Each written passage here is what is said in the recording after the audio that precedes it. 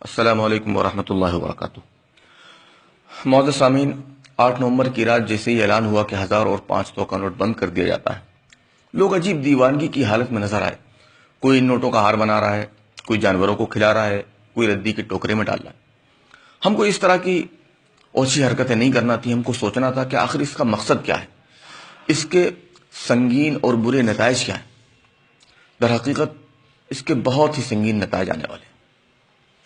اس کی انتہا میں تو ہم بعد میں پہنچیں گے، پہلے سمجھیں کہ یہ ان نوٹوں کی حقیقت کیا ہے۔ دراصل اصل دولت سونا اور چاندی ہے۔ اسلام نے بھی اسی کو ایکسیپٹ کیا ہے، اور آج بھی زکوٰۃ کا نصاب اور نظام اسی سے چلتا۔ یہودیوں نے سب سے پہلے کوشش یہ کی کہ اس سونے کو اپنے پاس رکھ لیا جائے، اور انہوں نے اس کو اپنے پاس رکھ لیا، سارے مال کو، ساری دولت کو اپنے پاس جمع کر لیا، اور لوگوں کو کاغذ کے چند ٹکڑے چھاپ کر کے پکڑا دیے، اور انہیں یہ سمجھا دیے کہ یہ دولت ہے۔ اب عوام کا نام، عوام تو جانوروں کی طرح بیچارے ہیں ہی، کہ جدھر چاہو ادھر ہانک دو۔ یہ اسی کو جمع کرنے لگے اور سمجھنے لگے میرے پاس دولت ہے، میرے پاس مال ہے، اور مال کہیں اور تھا۔ تو سب سے پہلے تو انہوں نے یہ کیا۔ اس کے بعد انہوں نے جب سعودی سے آئل کی ڈیل کی تو یہ کہا کہ صاحب ہم آپ کو ڈالر دیں گے اور آپ مجھے اس کے بدلے کا تیل دیں گے، اور اس کے بدلے میں آپ کے یہاں خانہ جنگی نہیں ہوگی، آپ محفوظ رہیں گے۔ انہوں نے اس کو قبول کر لیا۔ چنانچہ آج بھی کروڈ آئل کا بیرل کی جو قیمت طے ہوتی ہے وہ ڈالر میں طے ہوتی ہے، اور وہ ان کو اس قیمتی آئل کے بدلے میں کاغذ کے چند ٹکڑے پکڑا دیتے ہیں۔ اور جب کبھی کسی نے اس کے خلاف آواز اٹھائی، جیسے شاہ فیصل نے کہا کہ ہم آئل کو سونے کے بدلے بیچیں گے، چنانچہ ان کو مروا دیا گیا۔ لیبیا کے حکمراں غدافی نے جب یہی بات رکھی تو اس کو بھی ختم کر دیا گیا کہ نہیں، ہم نے جو چلایا ہے، یہ جو یہودی فیملی، یہ جو فیڈرل ریزرو سسٹم ہے، اس کے تحت جو چلے گا اسی کو ہم مانیں گے، ورنہ اس کو اپنے راستے سے ہٹا دیں گے۔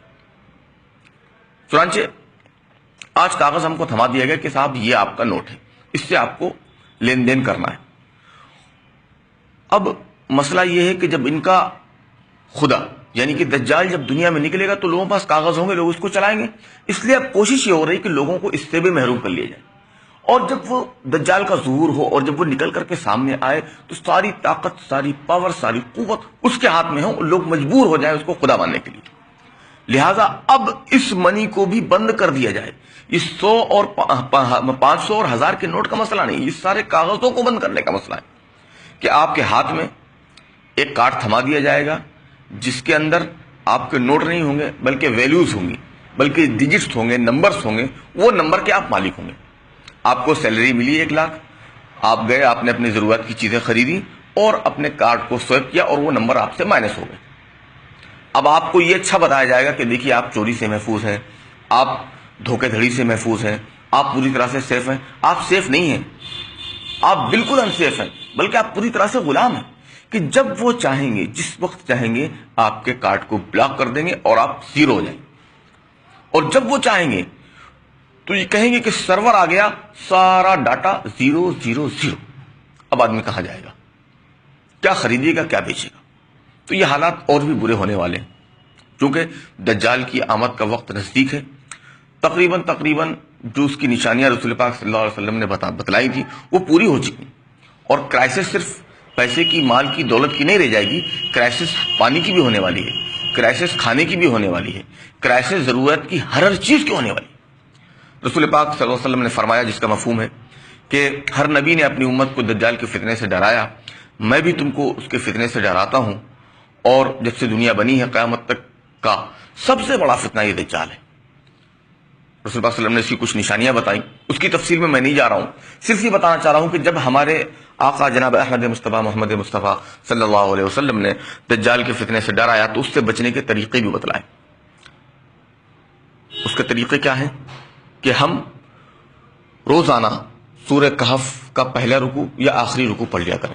سورہ کہف جو 15ویں پارے میں ہے اور اس کا آخری رکوع جو 16ویں پارے کے اندر ہے، اس کو کم سے کم پہلا یا آخری رکوع روزانہ پڑھ لیا کریں، اور جمعے کے دن سورہ کہف تواتر کے ساتھ مستقل اس کو پڑھا کریں، اور دجال کے فتنے سے اللہ سے پناہ مانگیں، اور اس کے ساتھ ساتھ قدرتی وسائل پر منحصر ہو زیادہ سے زیادہ، یعنی جیسے بکریاں پالنا، درختوں کا لگانا، کھجور کا لگانا، کھیتیوں کا کرنا، قدرتی وسائل سے عام طرح کے بنے ہوئے مکانات میں رہنا، ان سب چیزوں پر ہم منحصر ہوں، نہ کہ آج کی آرٹیفیشل چیزوں پر.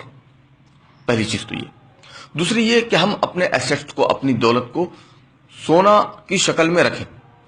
اول تو چونکہ در حقیقت اسلام میں مال جمع کرنا ہی معیوب ہے، اچھا نہیں سمجھا گیا، تو اگر ضرورت کے رکھتے ہیں تو اس کی شکل میں رکھیں، اس لیے کہ آگے آنے والے وقت میں یہ بھی زیرو ہو جائے گا کہ آپ دکاندار کے پاس جائیں گے، اس کو آپ سونے کا سکہ دیں گے، وہ کہے گا صاحب مجھے یہ نہیں چاہیے، مجھے تو وہ آپ کا کارڈ چاہیے جس سے ہم سوائپ کریں، اور کارڈ تو آپ کا بلاک ہو چکا چونکہ آپ نے دجال کو فالو نہیں کیا.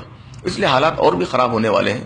اللہ سے دعا کریں، اللہ سے مدد طلب کریں، اعمال صالحہ کی، اعمال خیر کی فکر کریں، اور یہ اسیٹس نہ جمع کر کے آخرت کے جو اسیٹس ہیں، آخرت کی جو دولت ہے، عبادات، ریاضات، ذکر و اذکار، تلاوت، اللہ کے راستے میں خرچ، ان سب کی طرف توجہ دیں، ان کو ہاتھ کھول کر کے خرچ کریں. وہ وقت دور نہیں کہ ایک وقت وہ بھی آ جائے گا کہ جب یہ کارڈ، سونا سب زیرو ہو جائے گا اور صرف آپ کے اعمال آپ کے کام آئیں گے. لہذا اعمال کی طرف توجہ دیں، اور ان حالات میں بالکل پریشان نہ ہو، بالکل کبیرہ خطر نہ ہو، اس لیے کہ ہم اس رسول کے امتی ہیں کہ جس رسول پاک صلی اللہ علیہ وسلم نے زندگی کی ہر پریشانی کا ہم کو حل بتایا ہے. قرآن و حدیث سے اپنے علماء سے رابطہ کریں اور اس کے حل کو تلاش کریں، اور اس کے حل کو اختیار کریں، اور اسی سے اپنی زندگی کو سادگی کے ساتھ گزاریں. اللہ رب العزت عمل کی توفیق نصیب فرمائے. آمین.